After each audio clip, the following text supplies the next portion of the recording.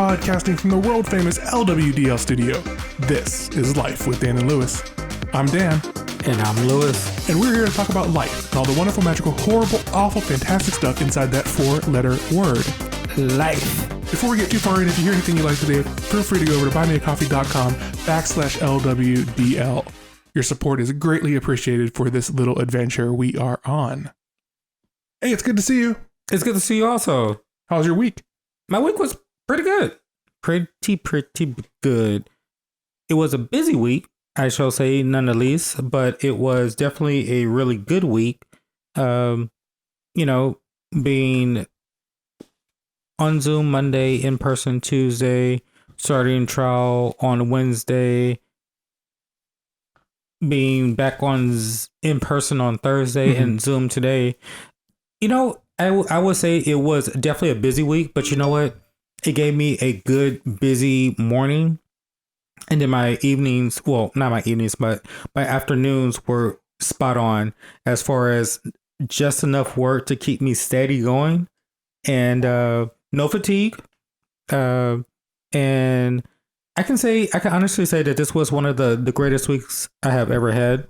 Nice. And so I was pretty excited, and I love it, and it was I'll say a good week. Nice. Just everything just seemed to just balance perfectly. Everything just fell into place. Everything just moved. Exactly. Like this morning, yesterday, it was a lot of running around, doing stuff, and everything. But the evening with the busy mornings and the I'm not going to say slow, but steady pace afternoons made the whole week perfect. Nice. So no complaints, no nothing negative to say about it, but I enjoyed it. And if my next week turns out the same, I'll be pretty happy about it. Nice. What about you? Yeah, kind of the same. We had a little bit of a reprioritization at work, so it's been a little less hectic. There's still lots of work to be done, but it feels more manageable now. And it feels like I have a path forward for the next 6 to 8 weeks of work I need to get done. Which up until now it sort of seemed like, hey, there's a lot of work and just needs done. So yeah, I'm feeling more optimistic about work and about things moving forward. Outside of work, everything was fine. Nice. That's pretty good. Yeah, no bowling or anything this week, so it was a little bit slower on the personal side of things. Is bowling over?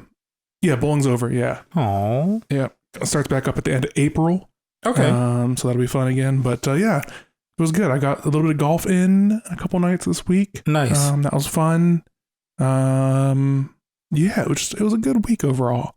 Nice. Nothing too crazy, nothing too hot there. I wanted to wash the car all week, but we've had rain like every other day, every 18 hours. Yeah. Just sort of yucky out, and that makes it hard to wash the car because if I take it out tomorrow, I'm just going to get it dirty again. So I don't know, maybe sometime this weekend, next week, who knows? Yeah. Yeah. I felt the same as far as washing the car. I pretty much don't like the inside of my car is pretty clean. Yeah. The outside of my car, I would want it to match the inside and not be dirty. But, sometimes when life happens and it's raining and we got weather that doesn't foresee us washing our cars, sometimes you just got to roll with it, So Agreed. It is what it is. Right. Yeah, I've been nursing, the back injury that sort of changed into a hip flexor injury. I think that's getting better. I don't know. It's changing, and I think change is good, just because it means you're improving, and things hurt in a different spot. That's okay, though. I'm going to get through it. I'm going to work on that some more. Yeah. And the elbow thing seems to finally be almost at the end of its run. I think it's just a nagging injury because, you use your elbow a lot. True. So I think it's just a nagging injury that took a long time to heal. Yeah, the same as my... like your shoulder thing that you had for a few years, yeah. It's like you have to use your arms, you have to do your shoulder thing. Yeah. Surprisingly, speaking of the shoulder injury, last night I fell asleep in a very weird position.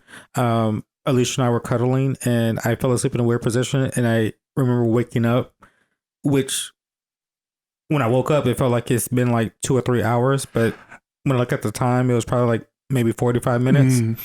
And my shoulder was in so much pain that even the slight movement hurt.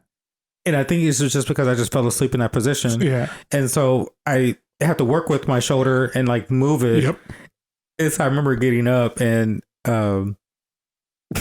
it felt like I had like a limp arm. Yeah. So I was just like, you know what, dealt with it. And That happens with my elbow too. If I fall asleep with it straight out and like not, if the elbow itself is not supported. So like if my lower arm is supported and like flexed out and like there's pressure on the elbow joint, if I wait, I'll wake up then and it'll be super stiff and like I won't be able to move my hand right. Yeah. And I think it's just inflammation and then that stretches out that joint a little bit. Yeah. So what I've taken to doing is I have just like a little, like one of those little round like neck pillows, and I make sure if I'm on my side that's underneath my elbow. Yeah. So that whether my elbow is bent in or out, it's always supported, so it doesn't ever get hyperextended. Same here. By accident. Same thing. Yeah. Same here. Like we have a lot of decorative pillows on our bed, and sometimes I take like the smallest square size pillow and I'll prop it up underneath my shoulder. Right. Just so you know you don't fall asleep with it in some weird position. So it's extra supported. Yeah. Exactly. And I think like that extra support is really what helps. Yeah. So I mean, yeah. That's harder to do when it's a hip flexure. Correct. Because it's like inside you that hurts. Yeah. And that's what my current issue is. I'm starting to get pain that is sort of going like from the left hip flexure like across my body. And I think it's just in correcting the imbalance. I've been doing basically physical therapy for my hip. Okay. And in getting and building that up a little bit more, I think it's just pulling other things that have probably been overcompensating for this thing for years. Yeah. This has probably been years long. Yeah. Build up to when it started hurting so bad. But yeah, I think, it's only been a couple of weeks of doing the physical therapy for it. So yeah, hopefully a few more weeks of that, things will just keep feeling better. I will say my back is hurting a lot less. Well, that's so whatever I'm doing, it's helping. Yeah, correct. And the pain that I'm having now isn't keeping me awake. It's just uncomfortable. Yeah. So I think things are getting better, and this is just part of, not being 18 years old anymore. Correct. Stuff doesn't heal like it used to. Mid-30s. Yeah. The good thing is we both have those massage. The massage guns. Yeah, and so I was planning on. I haven't done it yet, but I'm planning on maybe even tonight when I get home, or maybe tomorrow. Right. Just hitting it a little bit with the massage gun and just like trying to loosen up whatever's like in there. Because I mean, I had the injury. Probably going on over 12, 13 years ago. Right. And so just every so often it will bother me.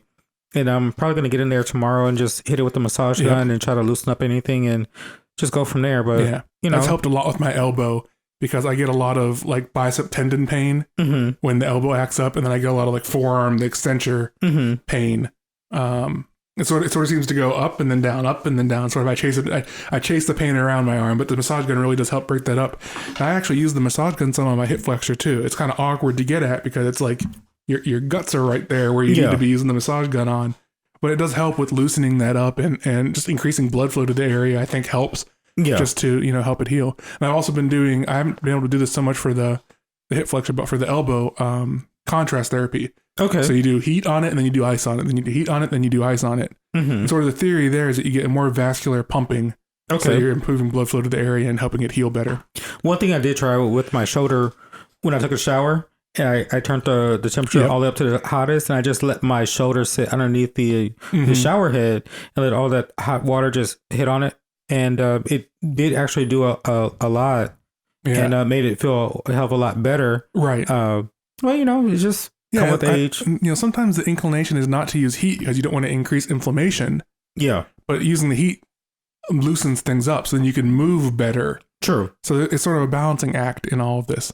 I've often thought that, maybe a cold plunge would help the hip things, but I don't really have an easy way to do that. Yeah. And I don't really like that idea, even though I know it would be healthy. Yeah, but we live in South Texas and it never gets cold enough for that anyway. Right. Nor do I have a receptacle big enough that I could even put ice in that I could get my whole body into. True. So, yeah. There is a spa type place near us that does contrast therapy where they have cold plunges and saunas and hot rooms, and you can go like back and forth. They do it. They offer a thing like that, and a friend of ours does that sometimes. But I haven't gotten over there to do that, even though that probably would be very beneficial for all of our aches and pains. I just can't talk myself into doing it. I know. I'm with you on that. That would definitely be something that I have to like sit down and really convince myself to prepare. Do. Yeah. Exactly. It's just not happening. He swears by it though. He says it helps with whole body inflammation and all his aches and pains and just generally feeling healthier. One of these days, we're just going to have to, just get in there and do it. Right. We'll dare each other. There we go.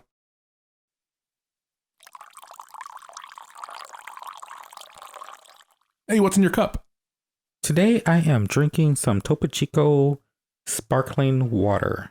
All right. Yeah, I have one of those over here too. We also have a secondary drink poured. I went and poured a second old fashioned. We had old fashions earlier when we were show prepping. Yes. And you poured a concoction of energy drink and whatever other bottle was sitting on the counter. Was it gin tonight? So it was just a tad bit of my old fashioned that was left. I still have my cherries in my glass and some gin and a little bit of C4 energy drink. That's a Lewis original right there. Definitely one of my original concoctions. Many of the different concoctions that Dan has seen over the many years that we have been friends. We don't talk about this a lot, but Lewis is kind of famous for his King's Cup of beverage, if you will. That is definitely true. So I kind of figured out by experiment being at Dan's house, I can drink an energy drink or a alcoholic drink mixed with an energy drink all the way up until, what was it, 9-10 o'clock? I don't know. And it not affect my sleep. I feel like you drink those before you fall asleep and you still fall asleep. Probably. I think that, I have... We've talked about this before about how we tried to go off of them for a while and lessen our tolerance. Yes.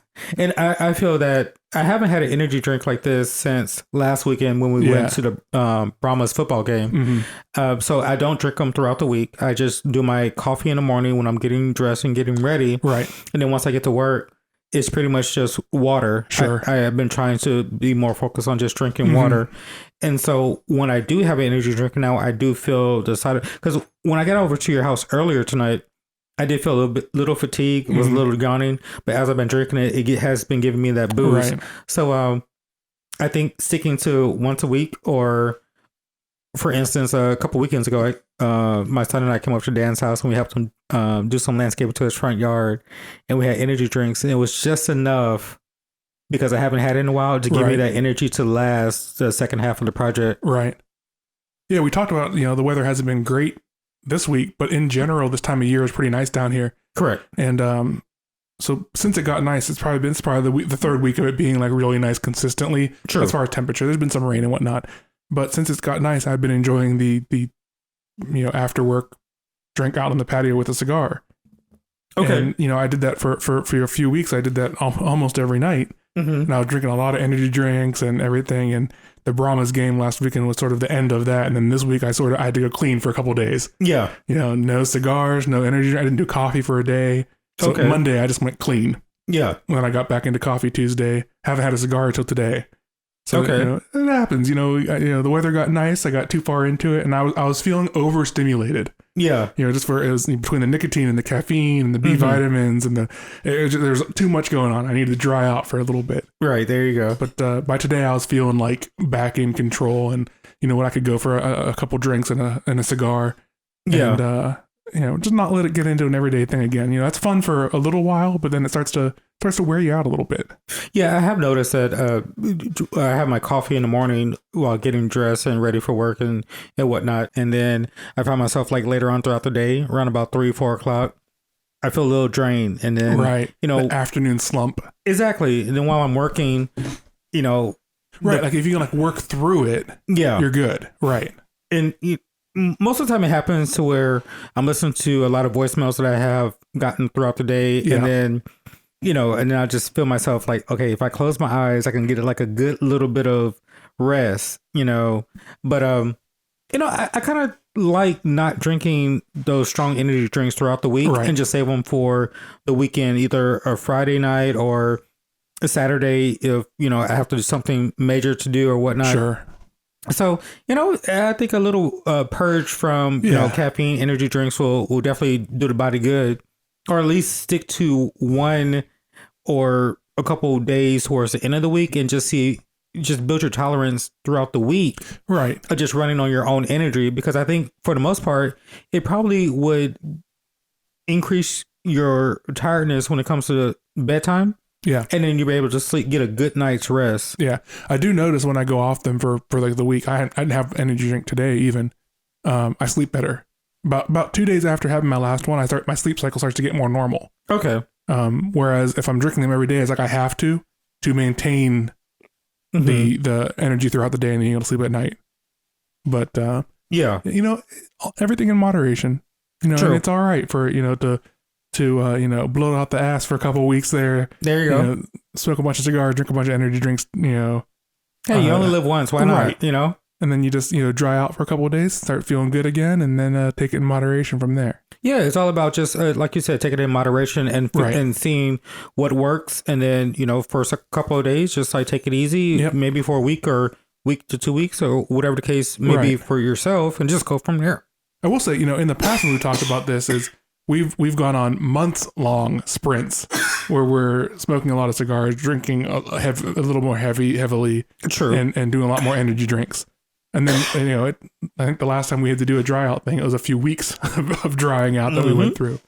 So, this is a lot better this time. It's just a few days of drying out. And I feel a lot better and more in control again. True. It's almost an out of control feeling. It's an overstimulated out of control feeling. Yeah. That's what I get like. And it's like, okay, do I maintain this by continuing to, use stimulants like caffeine and energy drinks and nicotine and all that stuff? Or do I just dry out and get back to being able to do that occasionally?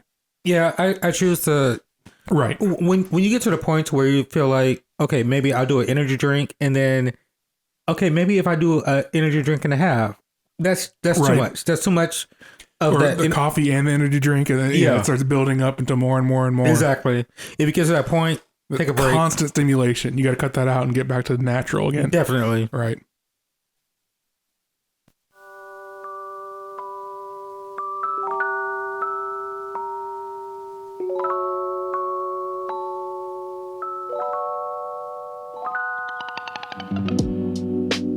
Before we tell you about our friends, we'd like to ask you to be our friend too. Life with Dan and Lewis is actively looking for new brands, podcasts, people, and companies to partner with. If you're interested, drop us a note at lifewithdanandlewis@gmail.com. That's lifewithdanandlewis@gmail.com. Remote working? Remoting. Follow along on a journey of a new job, new facility, new coworkers, and a new normal. Remote working. Remoting. Inspired by real life, enhanced by imagination. Follow along at remotingblog.com. Remoting blog.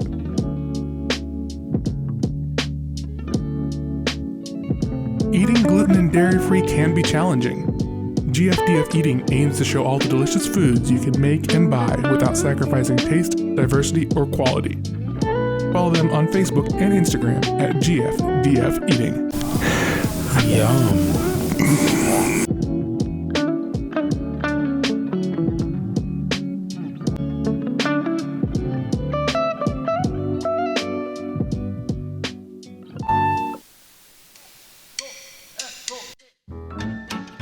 We'd like to hear from you.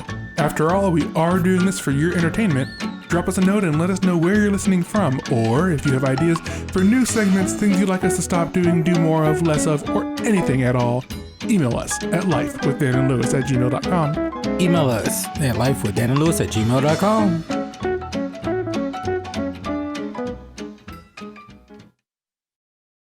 So oftentimes on here, we like to talk about lawsuits, and in particular, it seems like we focus on lawsuits involving liquor companies. No comment about what that means, but in liquor company lawsuits this week, Jack Daniels is at the Supreme Court.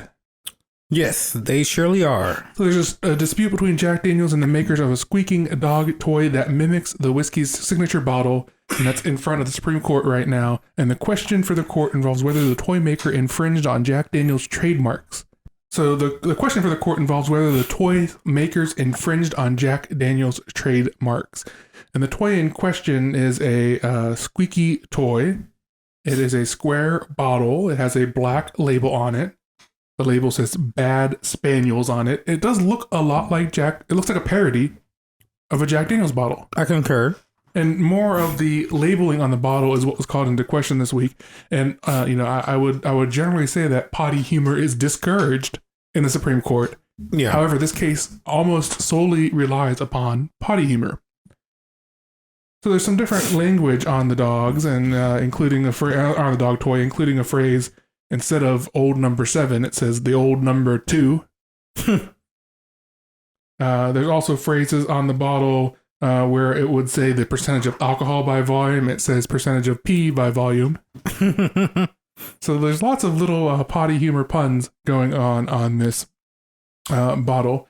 Some of the justices did not quite understand the parody, including Justice Kagan, who stated that perhaps she does not even have a sense of humor because she does not understand the parody. Kagan is known to have dry wit and is often on display in the courtroom. In her writing, her opinions can be a little bit witty. Okay. So I don't doubt that she understands humor, but this humor is quite lowbrow potty humor, if I do say so myself. Instead of saying the old number 7 Tennessee Sour Mash whiskey, the toy says the old number 2 on your Tennessee carpet. Instead of saying 40% alcohol by volume, the parody features a dog's face and says it's 43% poo by volume. There you go. The packaging of the toy also discreetly notes in a small font, this product is not affiliated with the Jack Daniel's distillery. That was not enough for the Jack Daniel's distillery, though, and they did sue them. In the initial case in district court, Jack Daniel's was successful. However, on appeal, the appeals court agreed that this product does not infringe on trademarks and is protected as a First Amendment right. So then we arrive at the Supreme Court, who's now going to rule on whether a dog toy mimicking a liquor bottle that uses potty humor infringes upon a liquor company's trademarks. The lawyers for Jack Daniel's says that Jack Daniel's, quotes, welcomes jokes at its expense, end quote, but goes on to describe that the toy is misleading and is stealing profits from, quote, Jack Daniel's hard-earned goodwill, end quote. Basically meaning that Jack Daniel's has built a brand and this product is causing people that like that brand to buy it. I have my opinions on that because when I first came across it, I was watching the news and on first glimpse, I was just like, oh, Jack Daniel's came out with a new product. Then, I had to get ready, I left the house, whatever, and I got to work and I pulled up the article and on further review and also talking with Dan, I was just like, okay, well, originally I thought it was a separate product that was a red liquor in a bottle compared to Jack Daniel's brown liquor in a bottle. Sure. And I was like, okay, well, I'm all on board with Jack Daniel's. And then on further review of reading the article and talking to Dan about it, it's a toy. I mean, I don't go to the liquor store looking to buy alcohol. Right. And so after talking to Dan, and reading the full article, I came to conclusions just like, I agree. Like there's no way that this infringes on Jack Daniel's profits or anything. It doesn't hurt them at all. I mean, it may get a few chuckles or something like that because, I mean, the makers of the toy, I think is brilliant. They may find some Jack Daniel's lovers and be like, hey, you know what? Let me just go out and buy this just for shits and giggles, Sure. There is a thought here. There's the thing called the Lanham Act, and it sort of is it's sort of the basis of the American trademark. And basically, the Lanham Act lays out that you are prohibited from using a trademarked item in a way that is, quote, likely to cause confusion as to the origin, sponsorship, or approval of the goods. Okay. So using that definition, it's kind of, like, okay, did Jack Daniel's approve this toy? However, I would argue that the product clearly states not approved by Jack Daniel's. Right. There's also an element of parody involved in this. But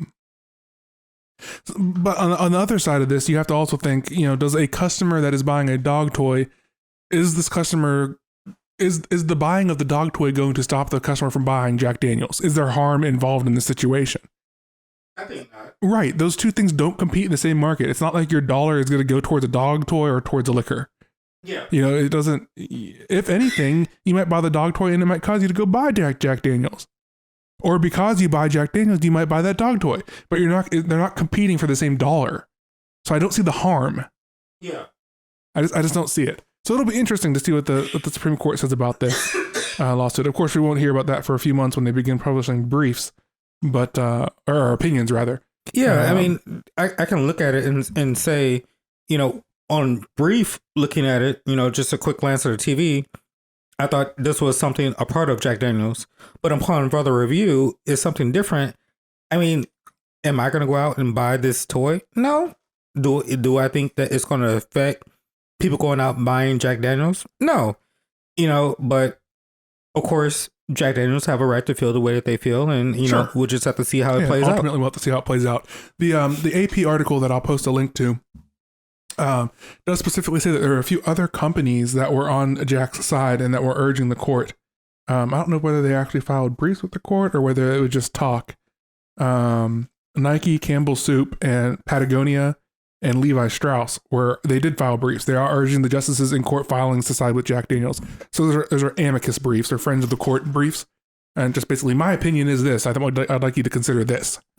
I can see that because those are all major brands, and possibly this same company who has created this dog toy could also create a toy that resembles. They could create a little shoe squeaky toy that instead of saying Nike says poopy. Yeah, exactly. Or they could create a little Campbell Soup can that is Campbell Pea instead of Campbell Soup. Exactly. Or they could create, I don't know what Patagonia is going after. They're an outdoor clothing company.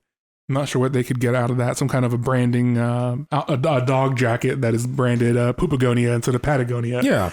Or Levi Strauss, I'm sure that has to do with some kind of a denim material probably. Yeah. But it has like poop stains or something. Right. But I mean, every company has a right to feel the way they feel. Overall, I think that, is maybe a bit much. And I think that both companies should reach out to each other and be like, hey, come to some type of agreement. Yeah. Yeah, I guess I would be surprised if the Supreme Court tells a company that they cannot make a toy that is reminiscent of a Jack Daniels bottle. I would be surprised that they come down against free speech in this situation.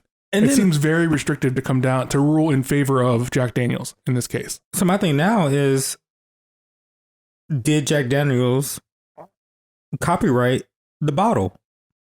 Well, no, because there's other bottles there's other whiskeys that use a square bottle. Yeah. It's probably considered a brand standard or an industry standard. So a square whiskey bottle is not. There's lots of other companies that use that. Either that or it's expired. However, it's protected. But you're right. If there's no protection on the bottle, really, I think it comes down to the similar branding. Instead of number 7, it says number 2.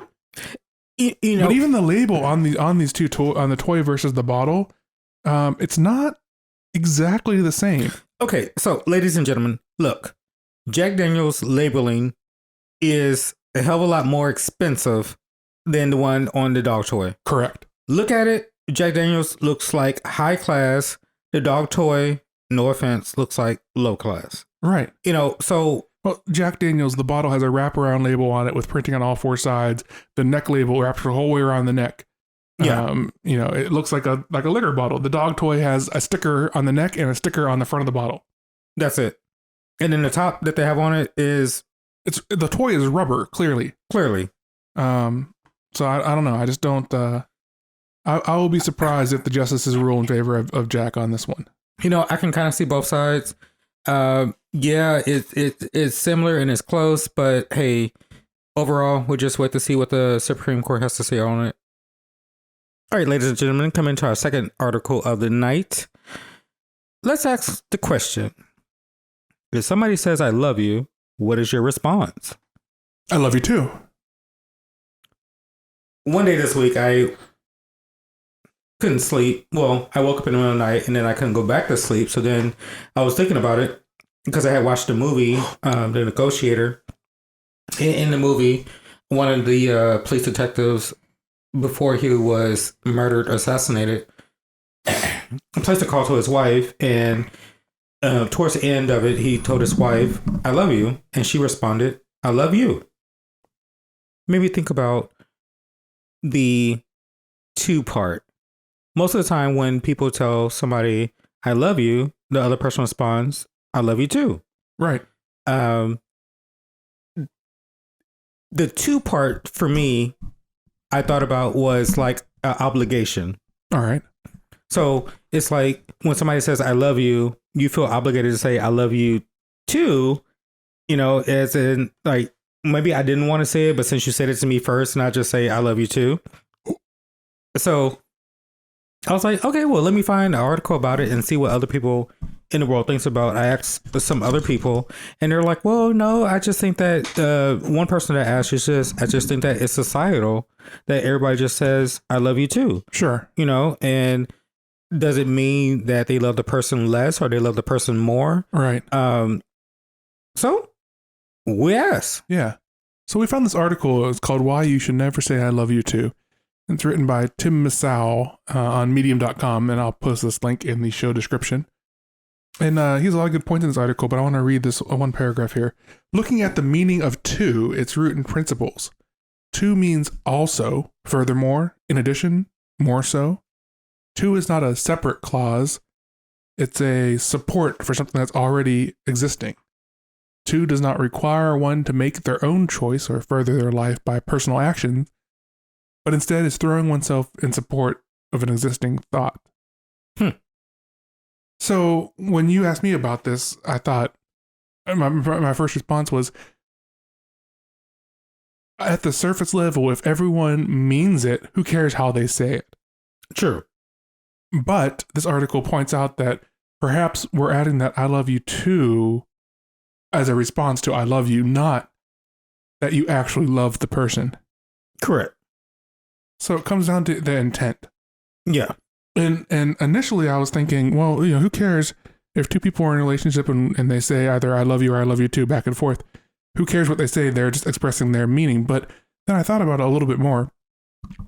And I'm wondering if the point here might be more so meaning your words, not just saying them in rote. So just in like, okay, this is the part of the conversation where I say these words. So by not saying "I love you too," you're making a conscious effort to say "I love you." Not just responding the way you feel that you should. Okay. Even in relationships where both know that you deeply love each other. Mm-hmm. By stopping yourself from saying "I love you too," you're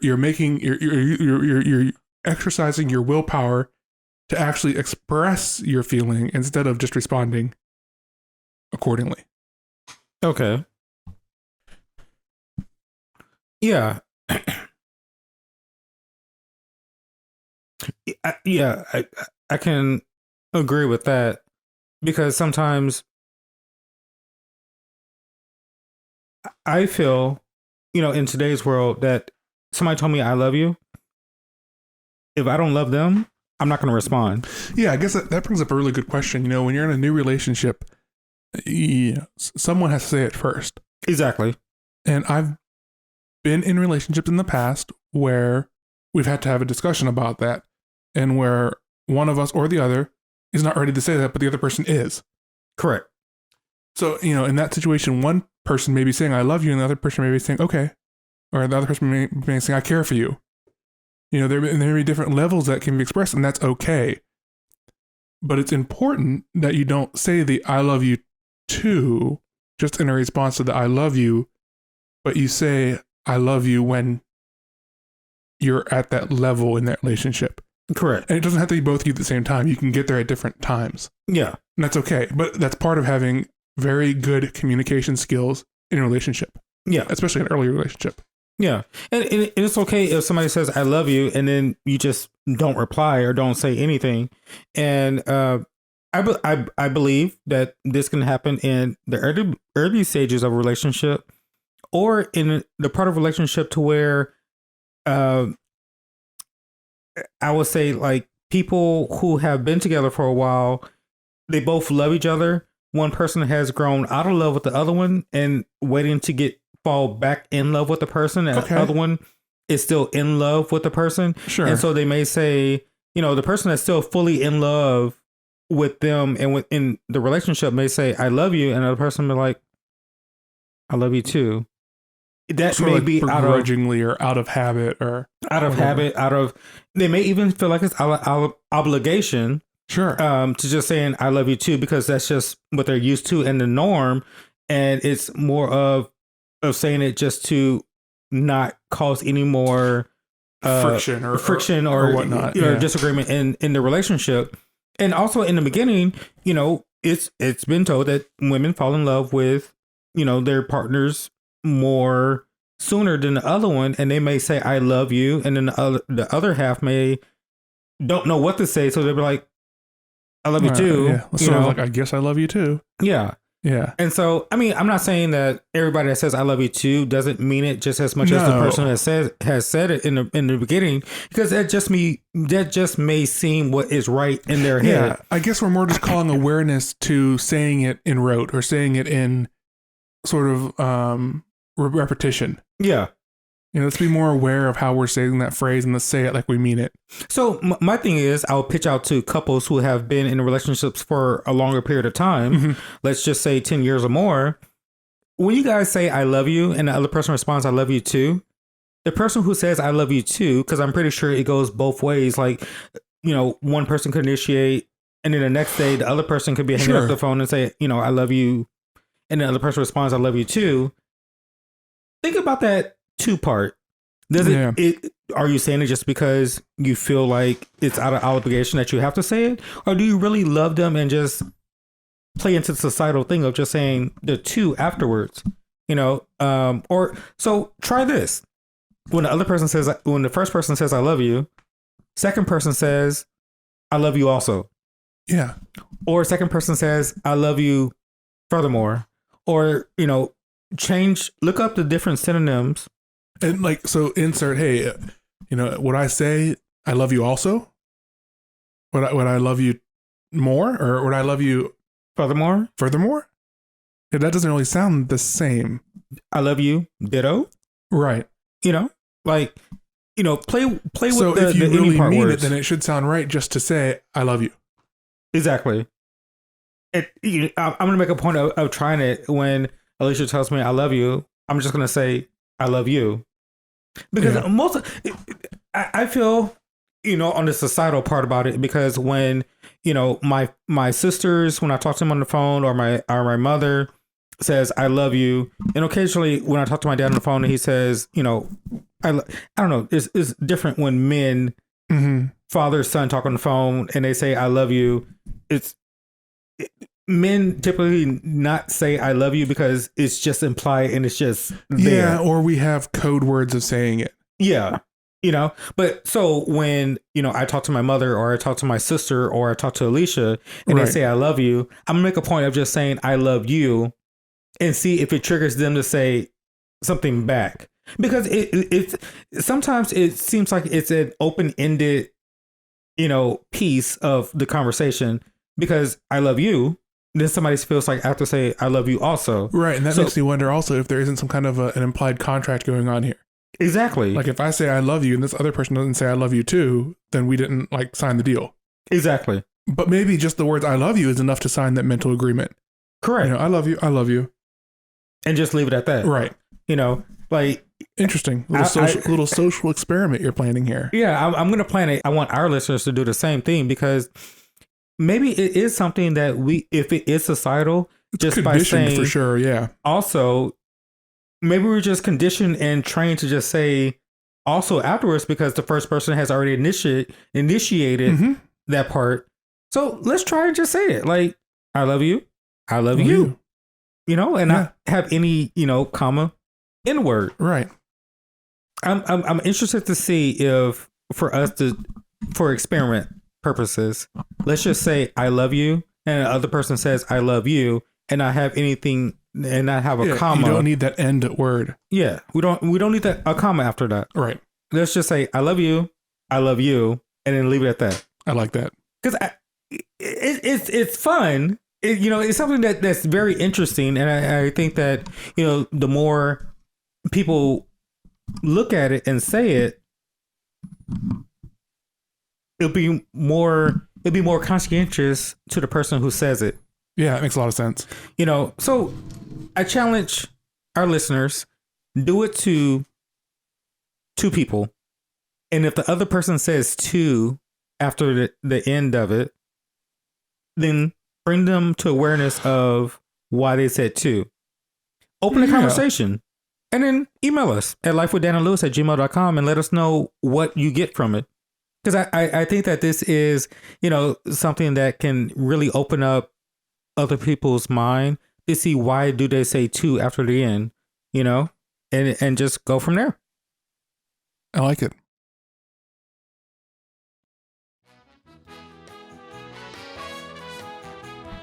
Anything coming up for you this week? Coming up this week, well, tomorrow is Saturday. Mm-hmm. We're planning on taking the kids to SeaWorld and having a fun-filled day at SeaWorld, doing a little bit of roller coaster rides and other stuff. And then when the temperature warms up, going over to the water park. On Sunday, we're planning on going to church. And then after church, we're going to do some grocery shopping and then going home, relaxing, and I'm having some family time, maybe playing some games or something, and just getting ready for the week ahead. Just kind of coast on into it and just go from there.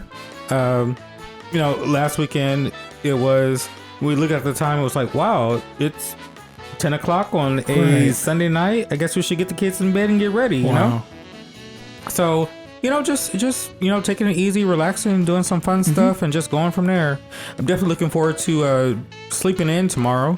I woke up this morning and I was like, man, it's Friday. I'm looking forward to Saturday morning and not having an alarm set. Yeah. Just waking up whenever I wake up. Yep. And going from there. I hear you there. What about you? Yeah, nothing special.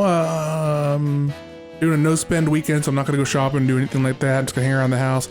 Maybe wash the car, do a little bit of yard work. I could cut the grass. Depending on how wet it is, we've had a lot of rain and whatnot. So yeah, do that. Edit this podcast episode, get ahead of the week's chores that way at least. There you go. And play some games, hang out. Just kind of have a chill week. I don't have a whole lot I have to do for work over the weekend. I have maybe an hour's worth of work, so it's not that bad at all. Yeah, I have about maybe 2 minutes worth of work to do. Right. Send out some plea paperwork, but other than that, that's it. Right. Yeah, so it should be a pretty relaxing and refreshing weekend. Sounds good. All right, looks like that's a wrap for tonight, ladies and gentlemen. We're gonna get ready to get out of here and see what the night brings for us, and then just go on from there. Yeah, remember to check us out on all the social medias. It's Facebook, Instagram, and Twitter at Life with Dan and Lewis, and on YouTube at Life with Dan and Lewis. You can check all our episodes out there. No video featured this season, but we do have all our episodes posted on YouTube at Life with Dan and Lewis. That's right. That's at Life with Dan and Lewis, and maybe some videos will be coming soon. We'll be back next week with another episode. Until then, check out our new limited series, The Spotlight with Dan. New episodes of that will be coming periodically throughout this season. There should be a new one up this week, if all things go as planned. Spotlight with Dan. Tune in. Thanks for listening today. More episodes can be found anywhere podcasts are found and on our website at lwdl.buzzsprout.com. That's lwdl.buzzsprout.com. Check us out. Until next time, ask yourself, what have you done today to help someone else? Make good choices. And love one another.